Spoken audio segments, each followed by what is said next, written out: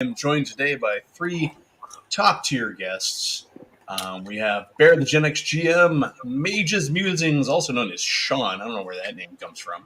We all know him as Merlinster Gandaldor. But then there's Oscar slash Saxius. I think we all know him better as Saxius, or the accounting GM. Okay, that's a channel you need to make, brother. I'm doing that now. Where you teach people about the benefits of accounting in their D&D campaigns. That's genius. All right, so you got to do it, Saxius. I'm doing it now. You got to have a YouTube channel now, the accounting GM.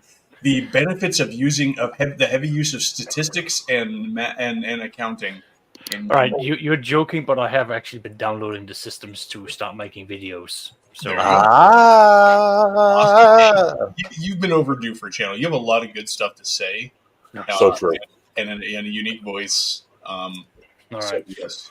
You're also a younger voice. Not to be I don't play too much into the age thing, but younger voices are important. Well, we have a lot of young voices nowadays, but we need a more diverse set of young voices, I think. Yeah, we need some millennial voices. We got lots and lots of Gen Xers, Boomers, and Gen Z, but there seems to be a dearth of millennial gaming channels. Yeah, I mean, I'm going to say younger. I'm going to realize that you're only 20 years my junior or something like that. 15. No more build channels, though. No more build channels. I'm sick of those. All right. So we were in the middle of talking about how the minor feats, the lesser feats, the sort of more grounded feats in 5th edition were actually kind of cool, at least in my opinion. That was what I was asserting, because they allowed you to do little things with your characters that didn't break the game, but added some flavor to your character, much in the way that, characters out of novelizations or film, which is, face it, since the dawn of RPGs, what a lot of people come into the game wanting to do. I want to be Aragorn. I want to be Conan. I want to be Fatford or Grey Mouser. At least when we first start. And then we start kind of creating our own unique things. So having those little tidbits that you could tack onto a character that were outside their normal class allowed some variety. I mean, that's something I tried to capture back in 2nd edition when I made my birthright chart, where you rolled on a D100 table or whatever number. It was a big table, so I was remembered as a D100. And it was everything from a minor inheritance to, a natural spell ability, some sort of little thing that wasn't going to break the game, but made your fighter different from the other fighter, from the other fighter, from the other fighter. But yeah, the feats kind of allowed you to do that. It's when the feats started, the problem is the feats by themselves, when put together with the rest of that system, are just another layer of too much power. If you're not wanting a superheroic fantasy game. And so that's where it breaks. I mean, a lot of people complain about feats. It's so funny. I hear people complaining about feats, but at the same time ignoring the fact that every class is so piled high with abilities. Like Sean was pointing out, the feats are hardly the major offender. I use feats in my 5e game. I don't mind them, but I also curb the options. I don't. It's only when you allow everything, all the expansions, any option is kosher, do you run into problems. When you start curbing things, it'll all work just fine. We ran into that same problem in my 5e game. The minute when we had Tashes, it was okay, but then Mordenkainen's and then this and that, and it was like it just. I tell my players anything in the player's handbook is fine. Feats and multi-class you can't mix. So if you multi-class your character, that's it. Feats are barred, and vice versa. I just banned multi-classing to fix that problem. Life solved, problem solved. I don't mind multi-classing though, so I do allow it. But it's like, all right, but if you've got a feat, then that's it. I've always kept pretty much everything on the table, but usually there has to be some sort of story. Story is not the right word. There has to be a rationale for it that fits. My wife's character, for example, in our 5th edition campaign, I think the whole party just gained a level. I'm using experience, but they've all been progressing about the same level, and of course it's 5e, so everybody kind of goes up at the same rate. Yep. And she's thinking about taking her fighter to be a bard, like a level in bard, and for her character to absolutely make sense. Her character is a bard, except for in class. You know, she grew up, with the character background. She grew up the daughter of an innkeeper. Her family is an adventuring family. She's grown up with her grandfather's stories of adventure, her mother's stories of adventure. She has fueled. She's grown up with all the adventurers coming through the tavern, telling their stories, and she's just jazzed. That's why she's an adventurer. She's a fighter because, to start with, not a bard to start with, because she's just kind of a short, little, scrappy, sort of works as the family's bouncer. But now that she wants to take a thing in bard, I'm like, throughout the course of this campaign, there are 8 levels of experience. She's been getting little tidbits of lore here and there. She specialized. She took the Rune Master subclass, the Rune Knight subclass for fighter, so which entails learning lore about giant runes and stuff like that. And throughout the game, she has been doing the groundwork. Oh, I'm when they're in the great hall of some kingdom, and they're the bards there are telling their tales, and the fighters there. Her character is studying them and listening to them. So she's done the groundwork. So when she tells me she wants to be, multi-class in bard, I'm like, okay, it makes perfect sense.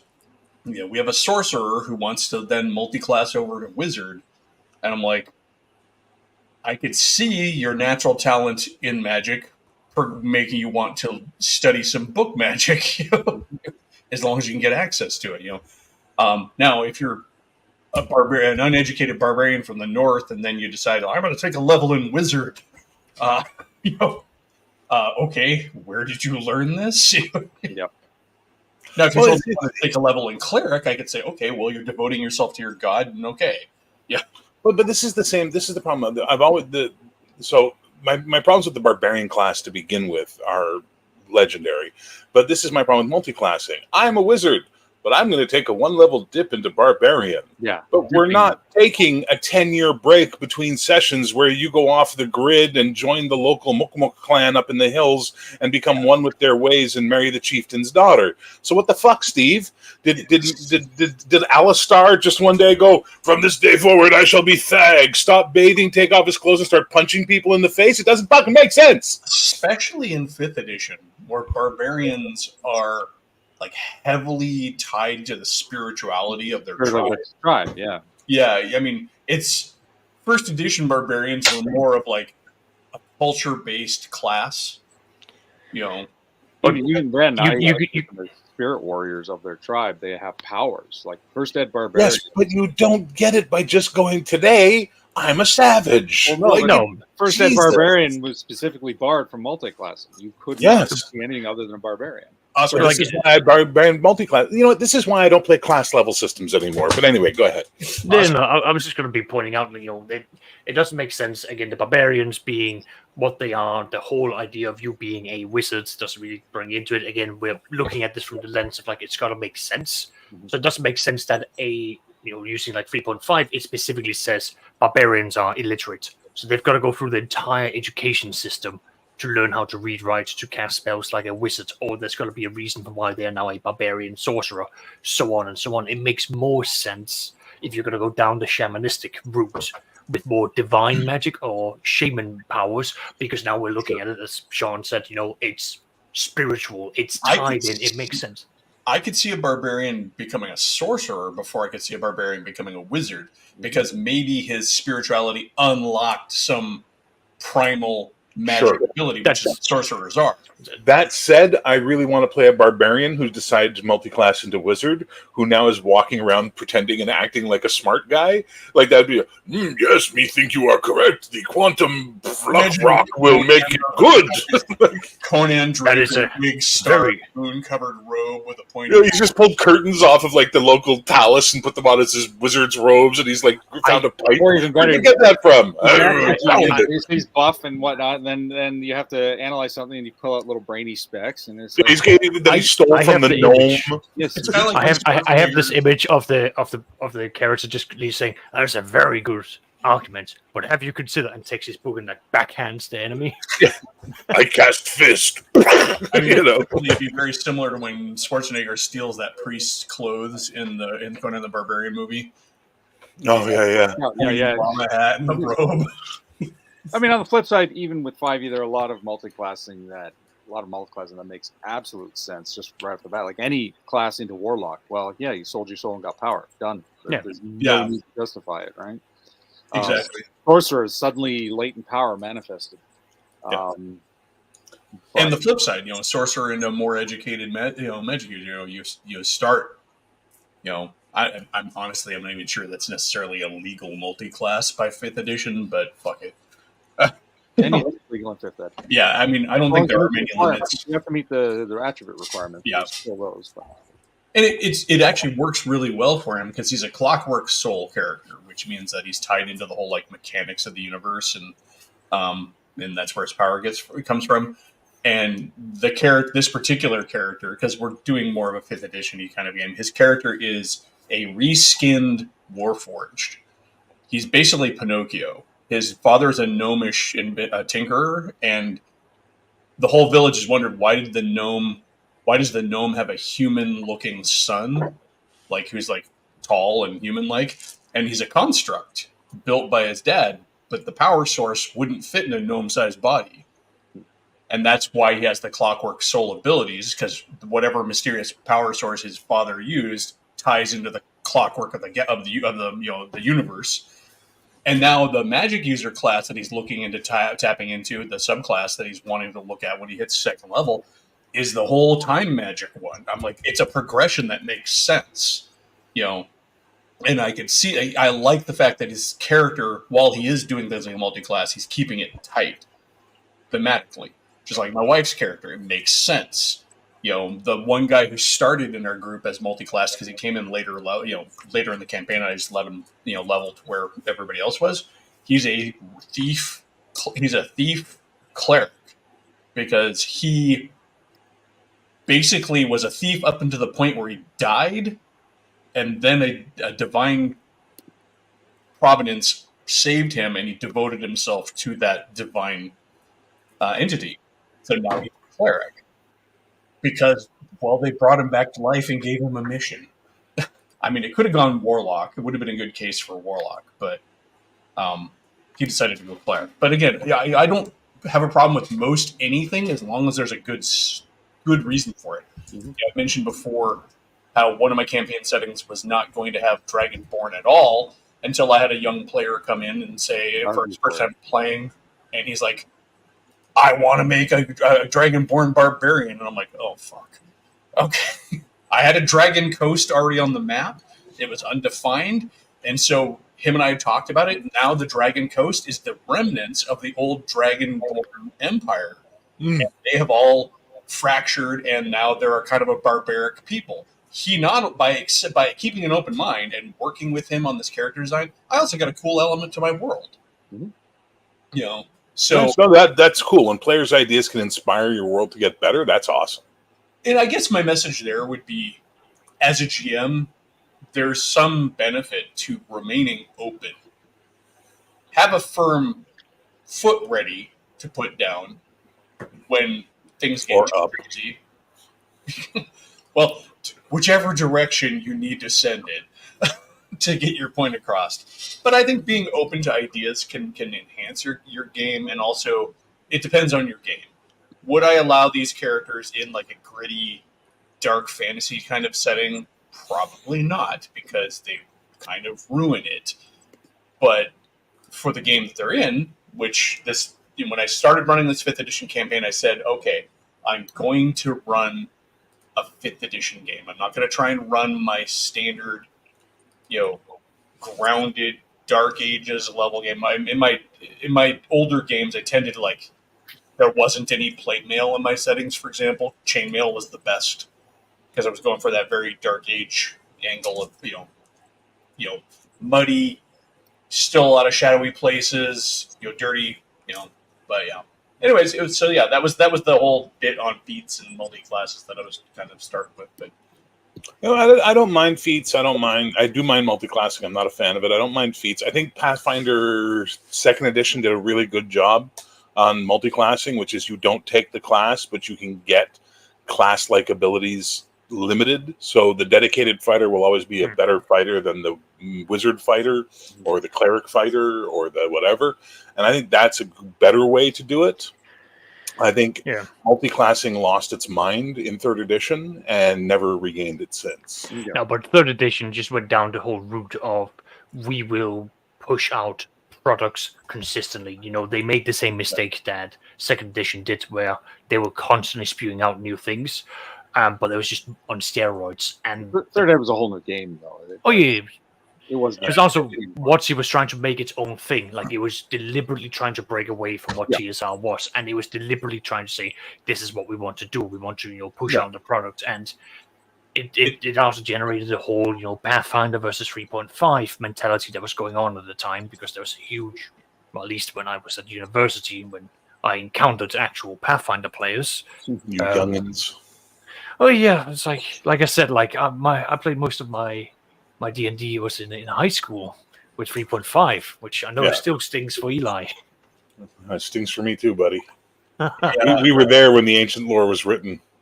I was already able to go drink in bars legally when 2nd edition came out. I do very distinctly remember going to my local bookstop shop, picking up 4th edition, looking at that and going, "This is not my D&D. I don't like this." I couldn't even read. I could barely read what I was saying, but I just went, "I don't like this. This is not the D&D I know." One of the best things out of 4th edition, in my opinion, if you're going to find things, I do like the organizational tools they implemented into it. Their use of symbology and color-based stuff for the purposes of organization is something that I feel could have been carried into later editions to great benefit. Like certain spell types would have a symbol for quick reference, sort of a thing. But other than that, I've always said this about 4th edition. It's a solid game. It's just not D&D. No. It doesn't feel like D&D. And I think this is really an important thing when it comes to games in general. And why I stopped consuming most 5th edition YouTube content, for example. Almost 50% or more of the videos were, how do we pull apart 5th edition to make it something else? If you don't want to play 5th edition, just play it differently. I mean, again, my mantra, play what you want to play. But for me, it's this whole idea of constantly trying to shoehorn every game into another game instead of just making a game. But there's also a downside to that. And let me show you the downside. Yes, reach for the shelf. This is a big downside. Yeah, BRP, yeah. Call of Cthulhu is amazing. 70 Call of Cthulhu, amazing. RuneQuest, if you like that setting, is amazing. Magic World, amazing. This book, terrible. Because it's trying to be everything, so almost every rule you come across has 3 or 4 or 2 optional rulings for it for each type of setting. It's like, no wonder the goddamn thing's so thick. They got to put so much in just to make it universal. Well, universal RPGs are always going to suffer that way, though. Because in an attempt to fit everything, they really don't fit anything. D6 didn't, because they kept their engine simple and based. Yep. And by having that nice based engine, you can do anything with it. This tries to have rules for every possible contingency. You know what I mean? And that's where it gets out of control. D6 does that, but D6, and they're actually sort of highlighting this in the new version of D6 that's coming out, is that the core is the core, and then everything else is modules that you tack onto the core. Yeah. And each module, however, is still flavorful. Mm-hmm. So while you may be, okay, I want to play a game that's got X kind of magic in it, here's the system for X kind of magic, but it's not just build everything out of the same points. It's literally another system that you're tacking onto the game. It's a module that plugs into your game, which I think is that balance point between truly generic, flavorless, and then specifically written rule sets. Yeah, look. I'm clearly done with class and level for a while. Like I've really just it's lost its flavor for me. I prefer games where you are a character, not an archetype. You know what I mean? Like that's more interesting to me. And like we were talking before the thing, I'm trying to figure out how to finagle a new Star Trek system because all the other Star Trek systems annoy me on some level or another. So clearly I need something for myself. And you were right. Take the base Call of Cthulhu 7e engine, make a proper skill list using perhaps the FASA as a guide or some other stuff as a guide, and then figure out how character creation works. And the FASA system, I think, is still the best one, where start your life, go to the academy, pick your department, pick if you go to it's very life pathy, with some random in it to make it still like, you know, your character isn't completely conceived before you put word to paper, and go from there. But I've seen games where they've tried to do Star Trek class and level systems. I'm a 10th level captain. Like, what the fuck? Like, that's just so weird to me. You know what I mean? Yeah, especially considering it really grinds against the actual, like, kind of like we were talking about in the last discussion on your channel. The system grinding against the expectations and what is clearly demonstrated in the show. We know that everybody transitions in their roles on the ship, and Geordi went from a bridge officer to chief engineer. Yeah. Did he multi-class? Is he a 3rd level bridge ops specialist and a 5th level engineer? Like, well, the original Sulu went from botanist to pilot, right? Yeah, Sulu was a botanist, then he's a helmsman. You know, Kirk was in sciences and then went to Kirk was in security and then went to command. You know, like I also think the life path system, like you mentioned, it doesn't make them fully developed, but I also think that at least in the case of Star Trek, it's okay to have characters that have a pretty decent past behind them, because we so often see that in beginning characters when we meet them in the show.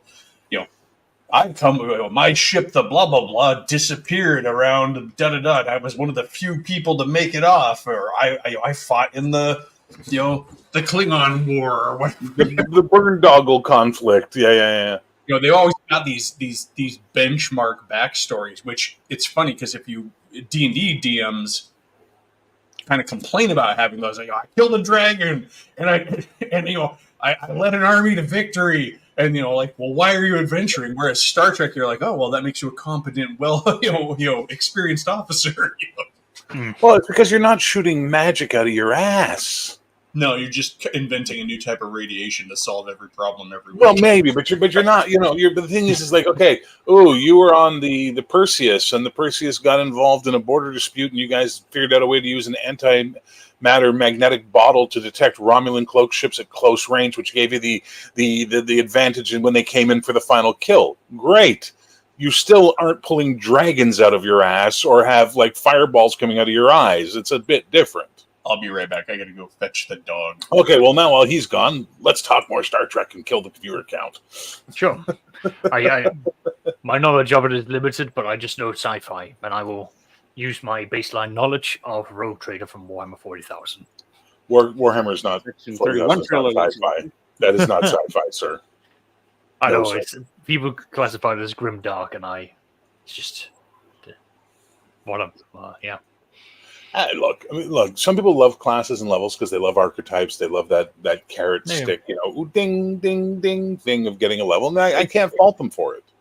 But it's also like when we're look at the role-playing games, at least from the historical point of view, we've been having classes for so long that, and the few ones that do not have classes, like the Chaosium, Call of Cthulhu games, and a few others, they have not been the dominant ones, which means that there's this like outside expectations that you come in and say, okay, I'm going to be playing a class. There's like boxes, squares, rectangles. This is how the hobby is based on.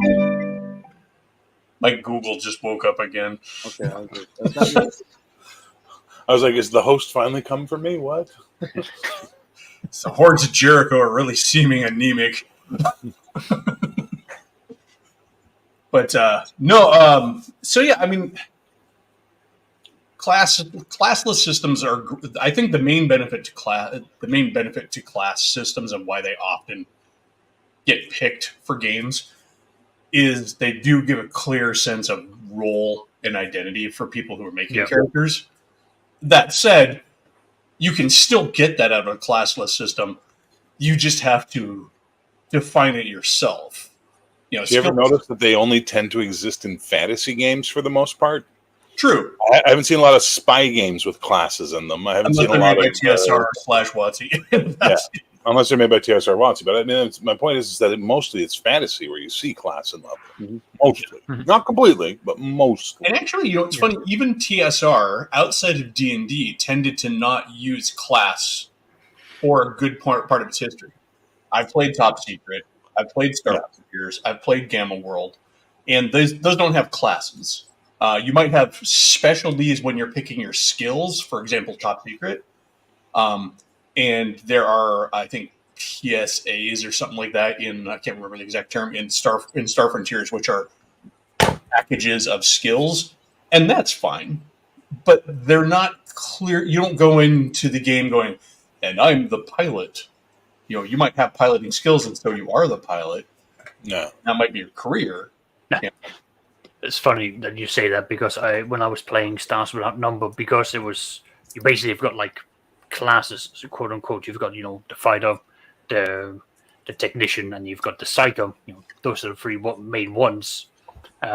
Me going for the technician, I basically went, I'm going to be the pilot. I'm going to put a whole bunch of points into this, but because the fighter was also having all the good stats for piloting, I shifted mine over, and I was more of the guy who did the plotting, so that there would be bonuses. And then I began sliding into being the ship accountant. And sliding in. But then, because no one wanted to be the face either, I was out of the face. So I was, the businessman who would be rocking up, going like, "Okay, we need to talk business, and here are my profiles and what we are going to be doing, and my trajectories for why you should be investing into our ship." The DM was like, "This is not how Stars Without Numbers are meant to be run, Oscar. Like, you take this way too seriously. What do you mean? I have my projections, and I've got my business pitch for the corporation that we've taken the mortgage out from." I was like, "Oscar, you need a hobby." Oscar, you take this too seriously. No, sir. You don't take it seriously enough. I got into an argument when I played Vampire the Masquerade, where I actually went through and did 20 years of like stock analysis for General Motor versus the sale of what's it called, public property in Detroit with the DM, because I was absolutely gung-ho that my Ventrue character should be more rich than another Ventrue NPC. That's commitment. I'm a fun player. Here's an interesting point to discuss. Yes, you can definitely use your player brain, but at the same time, if your player brain is stepping outside the lane of what your character should know, then you're kind of cheating. I wouldn't use cheating necessarily as the word, but you're not playing your role. Role playing is the role. If I'm playing a dumb barbarian and I'm out there solving the deep lore questions based on my intellectual knowledge through the library, I'm not playing my character right, unless there's a reason for him to have that. This is something that comes up when we talk player knowledge versus character knowledge, and I like to remind my players that they know what they think they know, right? Because we can't say we've plotted out every character's life and what they've encountered. The only thing I try to encourage them, because, like, for example, I've got other players in my games who DM. One guy who memorized the fucking DMGs, so it's like he knows, oh, this and this and this, or a monster manual. He knows all the monster weaknesses. I'm like, okay, that's fine. I'm not going to police knowledge. So I do the rating system. So if you have knowledge, meta knowledge, and you want to share it, then fine. Frame it in such a way that it's suitable to the character and lore-based. And if you don't do it right, guess what? You get a rating ding. You're now a 4 rating, which is poor roleplay, right? So there are ways to police that without saying, no, you don't know that. You can't say that. Ignore the rest of the panel. Ignore what he said, kind of thing. So I love the idea that you know what you think you know. And it has actually hurt players. I had a player, there was a group of characters, they were being attacked by a single ghoul. These are 4th, 5th level characters. A single ghoul should not be a problem. But they had no magic weapons. It was like, their magic one weapon had been lost and stuff like that. And it was like the one player convinced them that ghouls could only be hurt with magic, so they ran away. And I'm not going to correct them. I'm not obliged to correct your mistakes, right? So player knowledge is a thing that I think it's like just let it roll, but use your role play ability and make it seem like a lore thing. You're the uneducated barbarian. I've heard these creatures that rise from the grave and eat the flesh of the living. I heard they touch you and you freeze and cannot move. You must avoid, right? Yeah, and you can also frame it like, I know, no weapon made by man can harm them. Yeah. The witch doctor of my tribe once told me that the creatures that live in the barrows drain your soul. Yeah.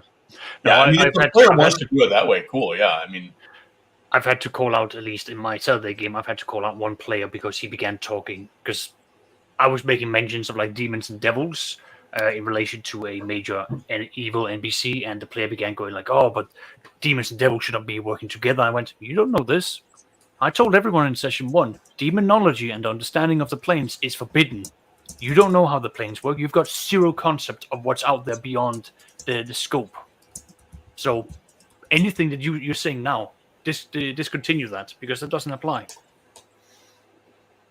That's that's also another way of like cracking down on. I think that the ultimate sin a player can do, honestly, is just try and tell the GM how his world works. How it works, yeah.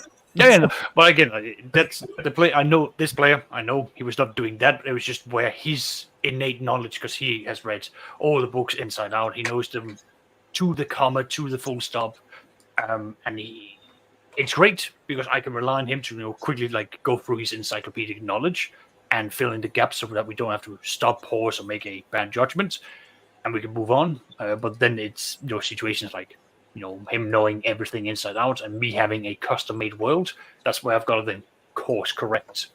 Yeah, and so I mean, anytime you're dealing with intelligent creatures too, even if they are clearly defined by some sort of cosmos, they are individual personalities, and so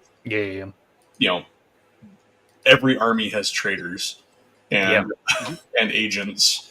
And especially with demons, considering demons are chaotic. It's been a consistent. A demon might, it's beneficial to me in my position in the abyss to try and help this devil or get aid from this devil. There's plenty of ways that use the GM can rationalize it. But I mean, if players aren't even supposed to have knowledge of demonology and all of that stuff, well, then they're shit out of luck. But think they have is just rumor. Oh yeah, but either way, that's just on the topic of player knowledge, leaking into character knowledge. But I often try to counter, when the players go like, "Well, what do we know about?" Well, I know this about this. Like, okay, well, how can you justify your character knowing some of these things? For wizards, it's easy, but I keep a tally on the subjects that they start saying that they know about, and when it starts going out of field, I go like, wait. You say you know all of these subjects, and now you've gone that way. That doesn't ring a bell. That doesn't add up to me. But that's how I function, where I allow the players to sort of say, well, these are my interests, but I don't allow players to go like, well, I've read every book in the library. And it's like, well, that I don't believe, even for an elf. I don't believe you did. No. Exactly. And it's, again, I keep it within what looks reasonable for the character, the way that they've been playing them, and the way that they have been interacting with the world. Right. That means I'm going to pull up something here real quick that I saw that I had to laugh at, because recently I was complaining about IP-based RPGs and like how every IP is getting an RPG. Like Planet of the Apes is now getting an RPG, and I'm just like, and especially when I saw the offerings for Planet of the Apes and some of the miniatures they're putting in, I'm like, where did the giant lizard monster for Planet of the Apes come in? Well, truth be told, it comes in from the animated series, because I recently just watched every episode of the Planet of the Apes animated series. And watching that, Planet of the Apes becomes Gamma World. They've got a giant gorilla, they've got a giant water lizard, they've got a flying dragon-y thing. Also the apes live in a very more equivalent city to modern like America. Like there are apes in the suburbs, like barbecuing and stuff. Of course, the irony there is if Planet of the Apes role-playing game doesn't have classes, the actual story of Planet of the Apes was about class structure. Yeah. But so that was just an example. But then this came up, and I have to. Some people may even know what I'm talking about, but here we go. What? Smurfs RPG. Are we No. there yet? What? Papa Smurf, are we there yet? So for me, as a kid who loved the Smurfs, this tickles a bit of nostalgia. And actually, when I first saw it, I'm like, I would run this just for shits and giggles. My friend immediately came up with the idea: Papa Smurf is dead. The Smurf village is factionalized. Game of Smurfs. Or you do the purple New Smurf, Papa that's Smurf. it's the walking Smurf.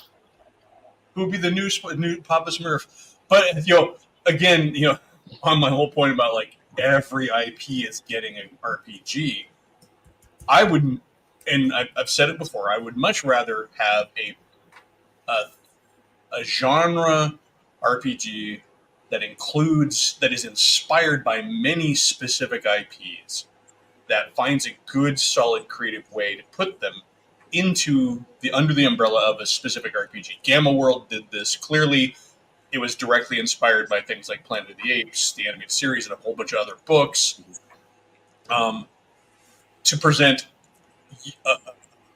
an apocalyptic future that you could play as you want. At the same time, the Blade Runner versus Cyberpunk thing that I've mentioned before. Cyberpunk, you can play just about any any movie, series, book you've seen, read, heard about in that RPG. I can do Snow Crash. I can do RoboCop. I can do Blade Runner. I can do AD Police, and some of them, more anime-based, Cyberpunk. All of the specific RPG books. This is the other problem I'm seeing too with games. I was looking over Kickstarter this morning, just looking at what all was out there, right? And I think there are just, I hate to say it, but I think there are just too many games coming out nowadays that are honestly diverting money from independent, especially on the indie scene. Every indie no wonder Kickstarter is so prevalent, because the only money that any independent producer is ever going to be able to make is on Kickstarter. Because there's no way that stores are going to keep that much shelf space for everything that comes out, and then consumers just are not going to buy everything off of a shelf that they see. Mm-hmm. So for every freaking Smurf, Blade Runner, Alien RPG, and all of that stuff that we get, there's just fewer people putting the money towards companies who are really doing good things. Like, for example, you've mentioned Free League, right? Barry, how Free League, you kind of dig. But they're amazing. Great company. Free League. I bet you, however, they're not able to produce as much as they want to, because they're tying they're hitching their cart to IPs. Yeah. To specific IPs, which means they have to produce within the construct of their contract agreement with those IP holders. But also, that means that they're not going to gain broader audiences. If they were to do, I know they have some I think they have their own generic system, their Year Zero or whatever it is. Or is that Amphibious? No, that's them. Mutant Year Zero. I never hear anything about Year Zero, though, other than in the context of other games that they make that use the Year Zero system. Yeah. So, IPs, of course, have the benefit of bringing in the nostalgia dollars. I firmly believe that the Planet of the Apes IP RPG is more just to grab nostalgia dollars, because how many people were actually out there scrambling, going, you know what I really need? A Planet of the Apes RPG.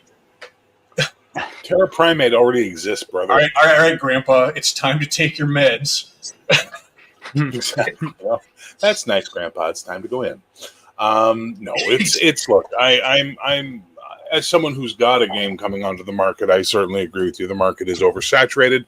We are at an embarrassment of riches when it comes to games these days, and the one thing I just can't handle is another goddamn OSR hack.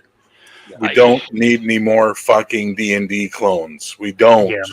And now we're going to get the 5th edition clone run. Now we got DC 20, and we've got probably MDMC is going to have D20, 5th edition Ancestry. And we've got Shadow Dark, and we've got the horribly named Tales of the Valiant, which was so much cooler when it was called Black Flag. I was in when it was called Black Flag. Tales of the Valiant, like, I mean, I really feel like that should be like the 2nd edition of the Prince Valiant RPG. Yeah, that's a good name for it, right? But so I've just reached this point where I'm like, I don't need another goddamn D&D clone. I don't want another goddamn D&D clone, and I'm not playing D&D anymore. I'm just out. Go ahead, Zach. Sorry. I mean, I'm with you on that. I mean, I've shown my bookcase a few times, but also going from like the stream that you had, where I was introduced into Handmaster and just how infatuated I became with that. But that's the sort of thing. That's what I'm looking for these days. Is that I have got so many systems that cover so many different bases that I want that I am really just looking at the RPGs and say, well, what new stuff are you bringing me? What are you bringing that I do not already have? And Handmaster, in this example, was something where like it's medieval, it's Birthright, but on steroids, and it's got the level of details that I want to go into. Absolutely. And it's got music playing at me, even when I random music. That's the best part of our world. It's just the best parts. So these are the sort of things that I'm looking for these days, and it's why I'm just so hesitant of like backing anyone on Kickstarter or any of the other ones, because I'm just looking at going like, well, it's a clone of something I already own, or a clone of something that I can just make and just change the themes around. It's like, listen, same thing for me. Like everyone's like, are you backing the new D6? Yeah, for a PDF, because I don't need a book of it, because I've got enough D6 that I don't need their D6, and anything that they're going to bring to the table, I'm just going to adapt to my old D6 stuff. So I'm just getting the PDF. I'm not going to buy a book. I backed it for the book, mainly because I don't have a book of the D6. I have the notebooks full of it. I did find out, for those who, so I'm going to bring up the Kickstarter for it just in case. Obviously, I'm going to drop the link in here. If people are interested in the D6 and weren't aware of this, there's a Kickstarter now to bring back the classic D6 system. They are actually going to be. One thing that kind of put me off is, yes, you get to pick your own cover, but you had to pick between space, modern, and fantasy for the cover of your book. Did put in a suggestion and then found out in a reply from them that they are working on a kind of a unified cover that shows it as all of those genres kind of on one cover, which is more my preference. If I'm going to have a system that does everything, I kind of want the cover to explain, show that. But yeah, I'm getting the book for that one because I have the system. I've played the system. I just would love to have an actual volume for it. The last new system I bought was Righteous Blood, Ruthless Blades, and that's the Wuxia RPG game. ATM machine RPG that I picked up. And I have yet to play that. It's a fascinating system, and it's a fun genre that I don't think that I could do with another system pretty well, especially when it's written by somebody who is absolutely just, his life is wuxia. He moved to China to translate wuxia into English, wuxia's novels and stories into English. That's his life. So when he writes this RPG, he knows what was that? He knows what he's talking about. He knows exactly. And it's cool because it's got like 200 plus different maneuvers or abilities you can do. I love how the game says like, there's no magic in this game. Yet there's also an ability that allows you to strike a string on your musical instrument and sever somebody's limb. Whether magic or combat skill, it's still a mechanical effect that generates a result. So exactly. I think they were being cheeky in that regard. On the topic of the plethora of D&D clones, I agree, and I'm Mr. D&D. What I want to see, and I've said this a lot before, is I want to see supplements. If don't produce a whole new role-playing game if you're just going to tell me your house rules. Just produce a supplement telling me your house rules. And settings. Give me a rich, interesting setting that's system neutral, right? In answer to Geek of the Week, no, D6 is not GURPS. D6 is its own system. It's the system that West End created originally for Ghostbusters and then later on for Star Wars. It was where I can't reach the... Use the form. Use the Force. I can't. No. Star Trek. Yeah, do it. I'm not dragging out 16 more books in this stream. No. No, but D6 it has its detractors, and it has for good. It is a bucket of dice game. Now, to their credit, they did have that handy chart in the later editions for like if you're needing to asked to roll this many dice, only roll this many and apply these numbers. They mathed it out. So which is nice. Kind of like if you've ever played Hollow Earth Expedition. Love that game. Great game. Actually played it with the creators because they were local up in Washington. At the Game Storm one time. And it's actually they who sold me my book. They sat down, walked away from their dealer's table to a little table they had in front and sat down and played a brief session with me and a couple of friends. That game also did something cool with the mapping of the dice. It is also a dice pool system. And instead of creating a chart, however, they created special D8s that are mathematically kind of one of the first instances of special dice.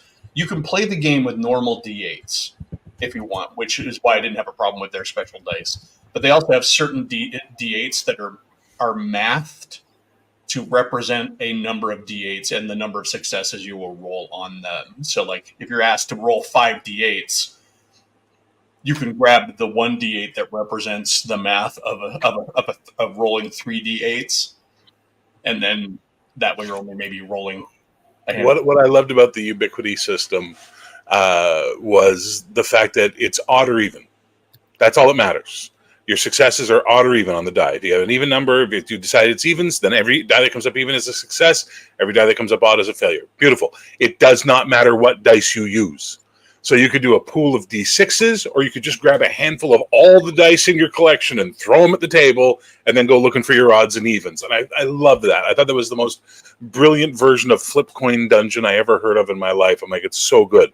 I have the core rules up there on the shelf about there, I think it is, or it might be over on that side. No, it's about there. There's a couple of the supplements I wanted to buy. Holy mother God, they're expensive on the secondhand market. Yeah, because insanely expensive. It's a good game. They were high quality books, and they're not in production anymore. So. Yeah, I hate that. That is the other problem. Going back to the IP based stuff, I'm so tired of games coming in and then just not doing anything. And that's not even specific to IP games, like games in general. New game, never anything ever else produced for it. Yeah. I miss the days of like Cyberpunk where you just like 8 million supplements, or D&D obviously has never-ending supplements, but other games, Hero System, one of the advantages, nice thing about love it or leave it, Hero System had a good library of books. The original Marvel superheroes, a good library of books and supplements and adventures and stuff like that. Yeah. It's always sad when you pick up a really good, like this game is really cool. I really enjoy it. I can't wait to see what they come out for it. Nah. You're lucky it's like 5 years and you'll get, look, the player's guide is out. Okay, I've moved on. Yeah. Yeah. Well, I also agree with the statement, the first edition of any game is a labor of love and will have warts and bumps and problems. And the second edition is usually the better edition because it's had time in the players to find where the creaks and cracks are and fix them, right? And that's why I think AD&D 2E is the best version of AD&D. Not D&D, but AD&D. Yeah. A true 2E, in my opinion, is based on the same game as the first one, just with fixes. Clean up. Like 2E Gamma World, for example, is essentially just 1E Gamma World, which this book in the print on demand is nearly impossible to follow because it's just that wall to wall of barely edited, pseudo Gygaxian, not Gygax, but pseudo Gygaxian text. But the second edition of it, kind of ahead of its game. Because it's actually kind of hard to read nowadays because they were trying something that they didn't have the technology to do yet because they were doing it in book form. But all throughout the text, you'll have fully capitalized, bolded keywords to help you like skim through the book and find stuff. Yeah. Of course, nowadays that would all be hyperlinked and on an electronic device. But they're trying to do hyperlinking effectively before the technology even existed. But this is the thing, right? Like we sort of, as we said earlier, we're in a golden age of games. We have more games that we know what to do with right now. But we're also seeing a repetition of the D20 glut in that only certain things are getting the most airspace and the most shelf space and the most volume. And as a result, a lot of really, really, really good things are lost in the mist. Hollow World Expeditions. That game came and went, man. I didn't even hear about it until after it had gone out of publication. You know what I mean? That's just the nature of it, though, right? But it's more now. Like it's ever since the D20 glut, ever since the digital world came along, it's become more so. Yes, there were the old days where you never heard about a game because your store never carried it, or you didn't see an ad for it in Dragon. But more often than not, you'd go to your gaming store looking for the weird games. You'd be like, what weird shit did they have? That's how I discovered Prime Directive. I literally went to my friendly local gaming store in 1991 or whatever it was, 92, 93. And I was talking to the guy there, and I said, do you have any of the old Star Trek stuff, anything left over? He goes, no, but there's this new game that came out. And I'm like, oh, what's this? And then he showed me the book, told me all about it. And I'm like, fuck it, $20, I'm in, boom, and bought it on a lunch break from work.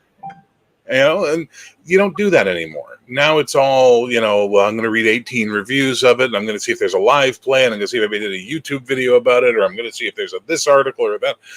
I miss the crazy, because that's how I discovered Cyberpunk. That's how I discovered Prime Directive. That's how I discovered D6, was the crazy, wild days. I would not have known about Cyberpunk if not for this guy that I had gone to high school with, and we were hanging out in the neighborhood, and he's like, you gotta come over and play this new game. And this guy was, your gothed out, coke snorting in high school, kind of a, just tweaky fucker, right?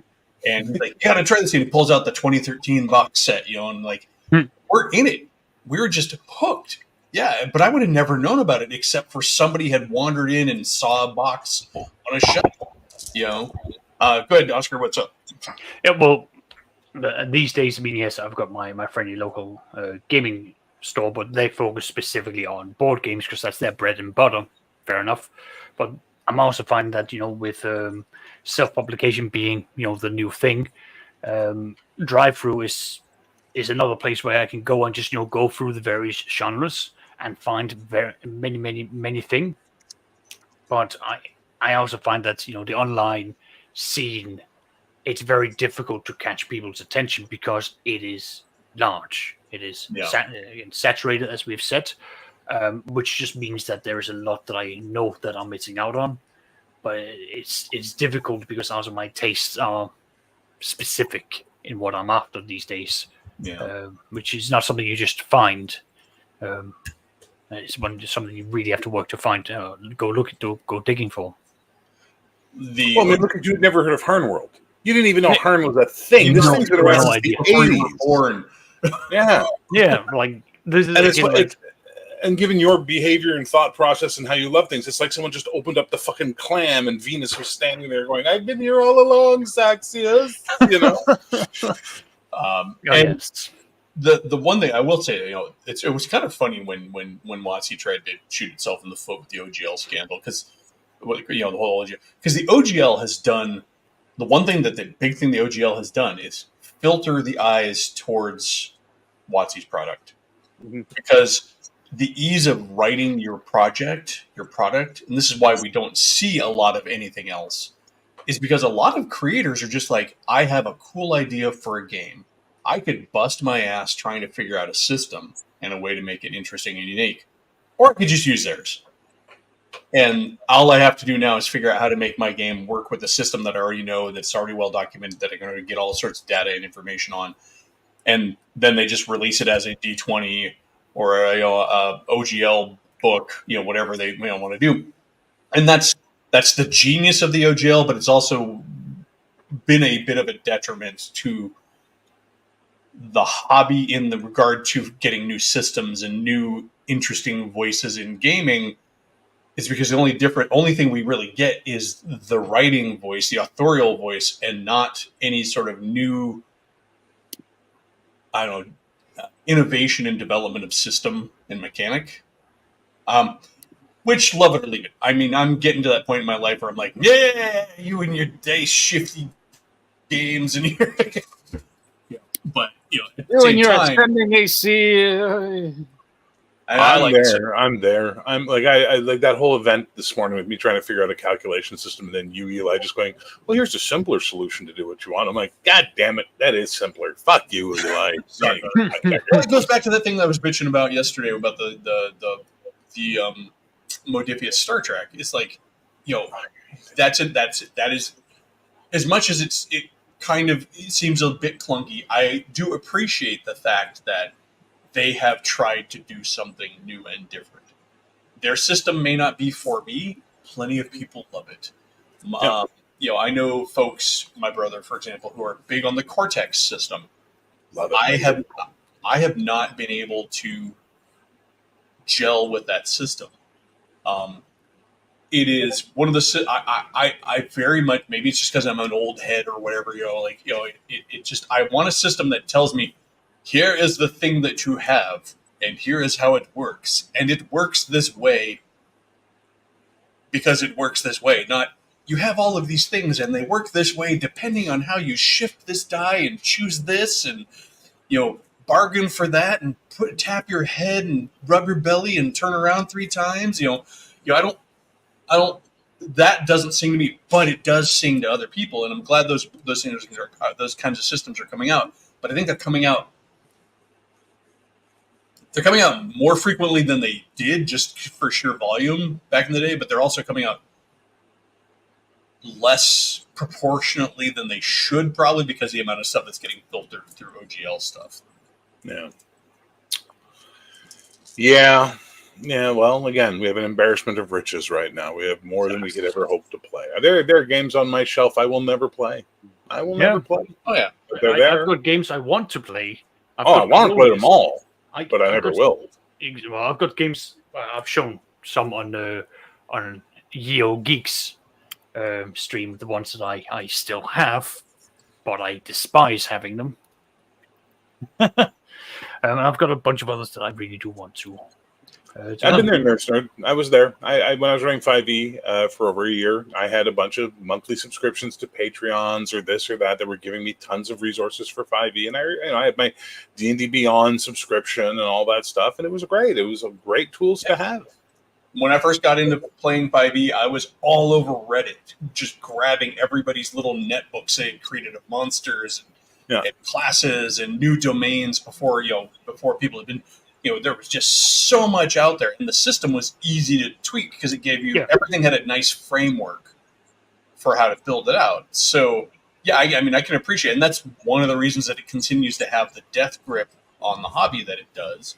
First of all, it has the D&D name, and you're never going to challenge the D&D name. It's there. It's D&D is the Xerox of RPGs. It is the Jello. Kleenex. It's Kleenex. It's Jello. It's the Frisbee. It is, in England, it's the Hoover. Yeah. It is. It's you're always going to be fighting that uphill battle against it, but also it because of that, it is well supported. Like if I'm getting into D&D or I have a question about anything 5e, all I have to do is Google it, and I'll either get videos of people talking about the topic or 8 million Reddit posts, or But do not go to a Facebook group and ask for advice because, man, there are some miserable cunts in the D&D I Facebook have a problem player. How should I deal with him? Kill his character! Yeah. It's the first one that comes up like in bold 8 million times. Hey, I'm thinking about adding some sort of feat system to BX. You fucking want to go play 5e, you fucking fag? Oh my god. The answer's not on the character sheet, it's in your head. Okay, I'm not here to play fucking Enduro Survival. I'm a man game. Thank you. My personal favorite is you don't understand the game. It's like, what do you mean? I've read the book. It's like, yeah, but you don't understand it. It's like, okay, well, talk to me like I'm 5. Tell me what is the game about? Well, you don't understand it, so why bother? It's like, I did find a nice Facebook group. It's called Old Guys Who Like 5e. Old Gamers Who Like 5e. It's like all the guys my age and older who actually enjoy 5e as a flavor of Dungeons and Dragons that you play in addition to the other ones that you love from. That's cute. Yeah. Well, again, Hello, friend. Stay a while and listen. Like that's what I hear when you say the old guys who like D&D 5e. Try go ahead, Sax. Well, like we all enjoy this hobby, so there's no need for any sort of vitriol or dislike towards it. I very much subscribe to the mentality of be positive. It might not be for you, but it's for them. This person who's asking the question, this is what they want. Work with them. If it doesn't, if you can't bring in anything that they seem to match interest, like that's okay. But step back, they'll find someone else. And then every edition of D&D, 4th included, was someone's first D&D and somebody's favorite. Yep, exactly.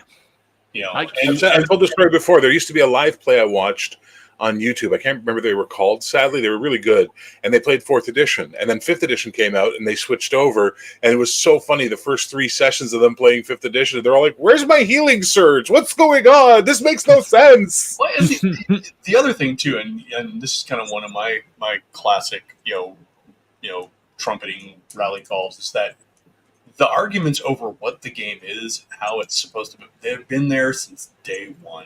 Anybody who pretends that there was some sort of unified front on D&D that was how everybody played it and everybody was totally happy with it when it first came out is full of shit.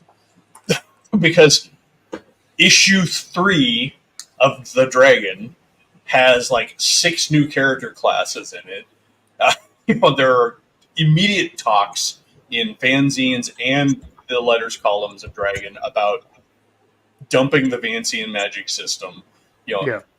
It's never been a happy little place with everybody content with the system, and we all play the same way, and we're all holding hands in this little cult, with a giant D20 on our chest.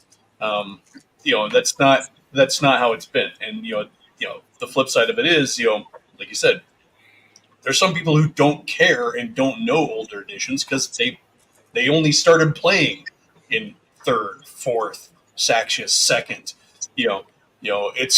And they're all valid choices. Or you could be like me and say, "Hey, I like D&D, and I have fun playing 5th edition. I have fun playing 2nd edition. I have fun playing OSE. They're all D&D, and I'm running 2 different flavors, and I'm playing a 3rd. So you can just I don't have to like just one flavor of ice cream, even though every version of D&D has brought something to it. Every version, even your dreaded 4th, people, has minion rules and things like that. It codified something that makes D&D a better game for you.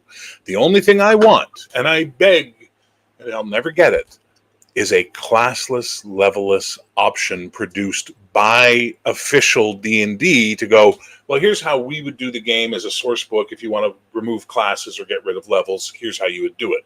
I would love that. I've seen tons of things on Drive-Thru-RPG, the ribbon system and all these things people have done. I think they're fantastic. Mm-hmm. But I would love an official D&D version, so then that way I could sit down, skim through all the D&Ds I love and pick the pieces I like and do what 5th edition was promised to be and never was, modular. And I can build my own D&D out of it. I guarantee you it exists too, because one of the things a lot of people don't understand too is that each edition of D&D that comes out is generally based on things that people in the company or in the sphere were already doing and playing, or ideas that they had wanted to implement in previous editions that were not able to.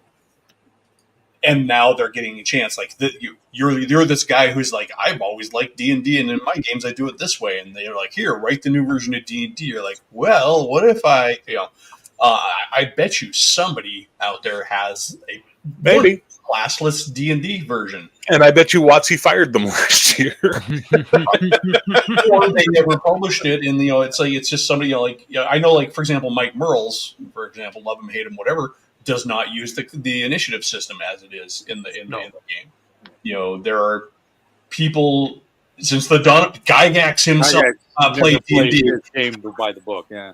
Exactly. So the greatest crime for me, there is somewhere in the WotC fucking vault the full and complete Nentir Vale source book that never got released because just as it got completed, they switched to 5e and dropped all of the 4e product lines that they had. So this book that we were all waiting for probably one of the best settings they ever created in a box. Like I'm telling you, if you haven't checked out Nentier Vale, you're missing out on a fantastic little setting. And there's a source book for it that we will never fucking get. It's kind of like the Starfleet Marine source book for FOSDEM. Yeah. Yeah. I love people like, oh, I have a copy of that. No, you don't. Hey, you liar. They had the cover of it. It was revealed in the catalog, and it never got released. Nope, because Paramount went yoink on the license because their next gen book. Yep. Ah, man, like we're old men, except for Saxon. We've been around long enough to know how this shit works. But long enough, you'll be old soon too. Yeah, don't worry, Sax. Take care of yourself. Eat your vitamins, say your prayers, hang and bang, and you'll be an old grognard someday too. We are getting towards that magical time, though, when we're gonna have to we're gonna have to bring it to a close. But shame, it was a good conversation today. I'm going a little longer. So, but yeah, just kind of a heads up. Briefly, do want to say in words, thanks for everybody who showed up today. It's been a colossal turnout, likely in part to the simul streaming. But normally I would greet folks as they came in, but we've had a conversation going, and so I really wasn't able to, but thank you all for showing up. But anybody have any closing thoughts, messages, things they want to bring up? Play the game you want to play. That, and it's just a game. Nope. It's just a game. It's not a way of life. It's not an identity. It's not I'm right, you're wrong. It's just a game. Have fun, play it, and don't shit on the people who don't play the way you play. Let them have their fun. They're not hurting you. Yeah, honestly, play your tabletop RPGs like you play an arcade game, a cabinet game. Have fun, screw up, enjoy yourself, die, throw another quarter in. Just play. And be nice to others. That's crazy tough. And Saxis, let me see. Hang on, wait. Make lots of spreadsheets and calculate all grain expenditures. Exactly.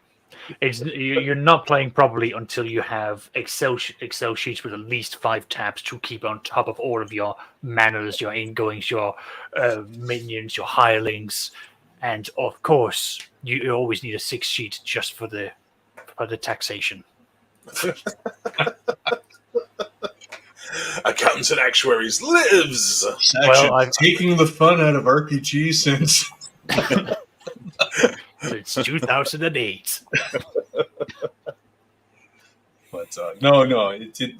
I'm always happy to have guests on here. I know it's generally been the same folks, but I put the link in at the top of the comments every time I run one of these. I also throw it up on my Discord. So if new folks would like to come on, you don't have to show your face. You just have to have a microphone, and we prefer a quiet background, so you're not offending like my Google has been the entire time. Figure out what the hell. I think it's going senile. It's not turning off the lights anymore, and it just wants to chime up. Yeah. The Kaiser.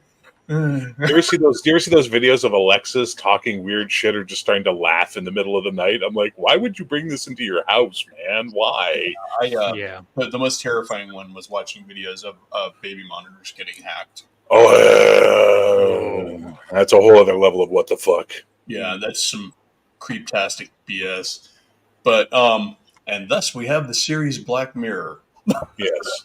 I might do a live stream this evening. We'll see what my mood's like. So those people in my channel who are watching, there may be one, but I don't know yet. Yeah, it's Sunday night. Am I running anything tonight? Oh yeah, I think I have D&D tonight. Oh, nice. I would love. By the way, just throwing this out there to Sean and Sax and Eli, I would love to get involved in a Sunday game because I have never games on Sundays anymore, and I would love nothing more than a lazy Sunday RPG I could commit to as a player.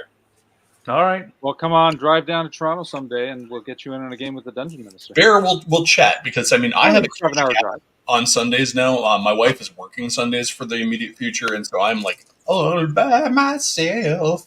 Don't wanna be. Thank you, Carmen. Yeah, but I've been talking about trying to run like a Monday day game. Also because like I have time. But now with my wife's new schedule, that's kind of our day together.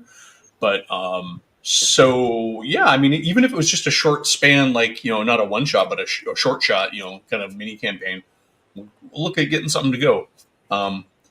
I do have obligations up till 1:00 my time, but we can talk about this offline. Dude, I'm happy to join in if it's a game I'm interested in. We get a nice little group of players.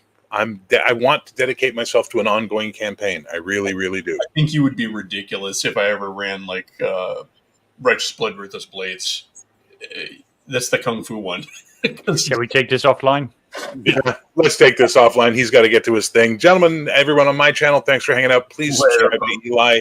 If you're watching this on my channel, the link is there in the show notes. Pop over and give him a sub, please. These guys somewhere over here, stage left, stage right, have channels too. Soon Saxius will have one all about how to administer your games. Saxius, when you get your channel going, we want links so we can pimp the shit out of it. Oh yeah. I've already put it up. I'm just gonna have to start making videos now. All right, there we go. You can surely do better than I do. I disbelieve that, but I will put in some efforts. And on that Were we note, calling you the spreadsheet DM or the No. I've actually taken it. The accounting DM. the accountant? It's already The accountant DM. Nice. Yes. yeah, It's up there. It's got a banner of surprised we spreadsheets. don't have that, but why not? All right, Calculating the debits and credits of your campaign.